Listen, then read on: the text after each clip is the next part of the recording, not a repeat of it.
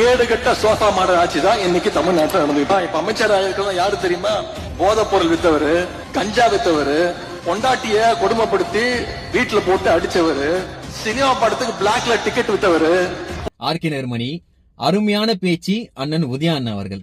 இதே அருமையான பேச்சு தான் அன்னைக்கு ஆர்கே நகர்ல செங்கலை தூக்கிட்டு வந்து பேசினாரு. அன்னைக்கு ஆர்கே நகர் மக்களும் ஏமாந்துட்டாங்க, 6 கோடி மக்களும் ஏமாந்துட்டாங்க. இனி அதுக்கு வாய்ப்பு இல்ல உதயா அண்ணன். இல்ல எனக்கு ஒரு விஷயம் புரியல. அன்னைக்கு உதயா அண்ணன் சட்டசபையில கோவமே படாம நீங்க கோவப்பட்ட என்ன ஆகும்னு தெரியும், நீங்க கோவப்படுற மாதிரி நாங்க நடந்துக்க மாட்டோம் அப்படின்னு சொல்லிட்டு சொன்ன உதயா அண்ணா அவர்கள் இன்னைக்கு கோவமா பேசுறாரு வெளியே வந்து அப்படின்னாக்கா என்ன அர்த்தம்? விஜய் அண்ணன் கோவப்படணும் அப்படின்னு அர்த்தம் அதானே? வானானா அவர் கோவப்பட்டாருனாக்கா கொந்தளிச்சிருவாரு, அதை உங்களால பார்க்க முடியாது. இல்ல நாங்க பாத்துக்கிறோம் அப்படின்னு சொல்லிட்டு நீங்க தைரியமா சொன்னீங்க அப்படின்னாக்கா தளபதி விஜய் அண்ணா அவர்கள் கோவப்படும் போது நீங்களும் இதே கோவத்தோட பேசணும் அப்படின்னு சொல்லிட்டு நாங்க காத்துட்டு இருக்கோம். அது என்ன சொன்னீங்கன்னா தாவேக்கால இருக்கிற அமைச்சர்கள் எல்லாம் யாருன்னே தெரியாது. ஆனா கடந்த 5 வருஷமா உங்க ஆட்சியில கவுன்சிலர் கூட தெரியாது நான் யாருன்ட்டு எங்களுக்கு. தாவேக்கால இருக்கிற அமைச்சர்கள் எல்லாம் லாட்டரி சீட்டு வித்தாங்க, பிளாக்ல டிக்கெட் வித்தாங்க.